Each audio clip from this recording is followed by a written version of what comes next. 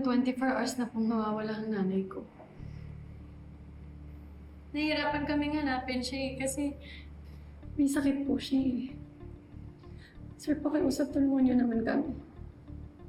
Yes po man, na-report na po sa amin to. Sa katunayan nga po, inutusan na po kami ng chief para makipag-ugnayan sa ibang presinto. Sir, maraming salamat po. Sige po sir, sige po ma'am. Kami po ang bumahala. Huwag na po kayong mag-alala. Sige. Sir, hanapin niyo siya. Apo. Thank you po. Yung Joel talaga.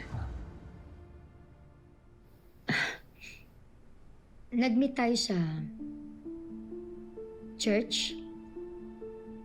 Nakita mo kasi ako umiiyak. Kaya nilapitan mo ako. Kinausap.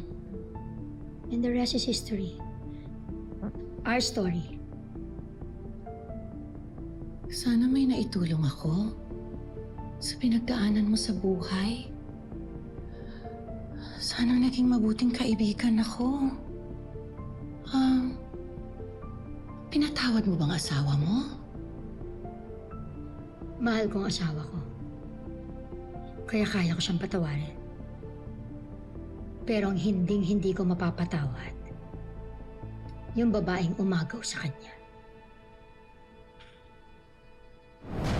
Kaya pala, nakikita ko yung lungkot sa mga mata mo. Yung matinding galit sa puso mo. Patawarin mo siya, friend. Hindi. Sinira niya yung buhay ko. Siya bang nagsira ng buhay mo? O ikaw mismo? Friend, kinakampihan mo ba yung kabit ng asawa ko? Hindi, friend. May karapatan ka. Kasi, inagaw niya yung asawa mo. Pero, hindi tama yung pasanin mo ng pasanin yung galit mo na yan. Ikaw rin ang magdurusa. Mahal ko ang asawa ko. Kahit ano mangyari, hindi ako papayag na maagaw siya ng iba. Pero mahal ka rin ba niya? Naku, kung hindi na, nakawalan mo. Kasi, mas mahalin mo yung sarili mo. Hindi yung nakasalala yung kaligayahan mo sa buhay niya. Tandaan mo, hindi lang siyang lalaki sa mundo. May iba pang magmamahal sa'yo. Ng tapat, ng buo. Pero paano mo makikita yon? Kung nakatuon yung galit sa puso mo, sa taong hindi ka naman mahal.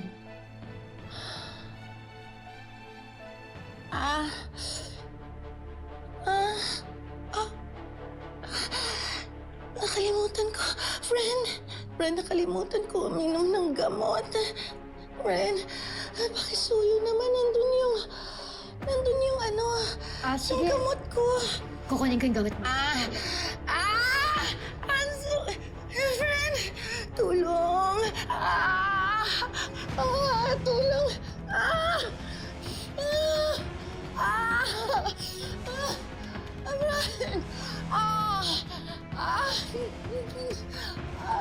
Sakit. Friend, tulong. Friend, ano ipaiinom mo sa kanya?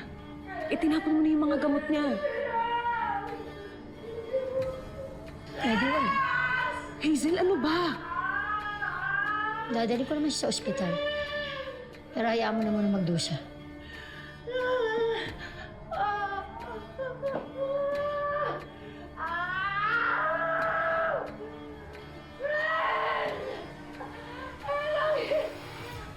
So ano? Mag-aantay na lang tayo ng tawag ng mga polis? Ano pa ba magagawa natin, Bunso? Ipagdasal nyo na lang na makita agad ang nanay nyo. O di kaya naman, tawagan na natin yung kamag-anak kong espiritista. Di ba? Alam mo, Ate Didang, sige na nga, Tay? kontakin mo na. Ate, si tatay, andyan na. Tay. Tumaloy, kamusta po? May balita po ba? Lahat ng pwedeng paghanapan, pinuntahan namin. Kahit yung dati naming inuupahan eh. Baka kasi pumunta siya dun. Pero wala, hindi doon napadpad eh.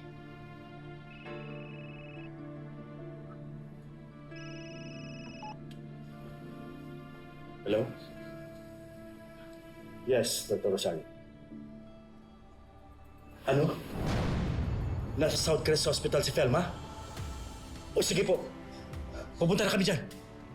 Nasa Southcrest siya? Oo, halika na. Puntahan natin. Bakit siya nandun? Tito Noah, ano daw sabi? Wait lang, dito ka po muna ha. Mag-ingat kayo. Ma'am, kamusta po kapakaramdam niyo?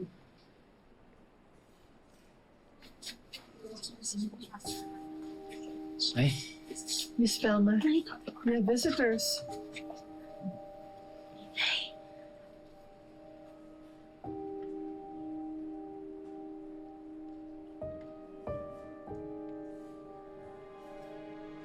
Manuel?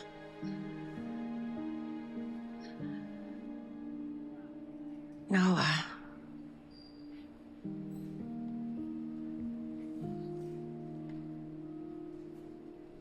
Jeffrey? Colleen?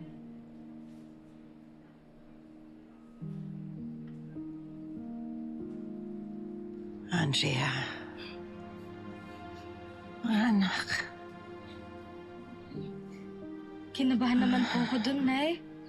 Akala ko po nakalimutan niyo na kami. Bakit ka naman kayo makakalimutan?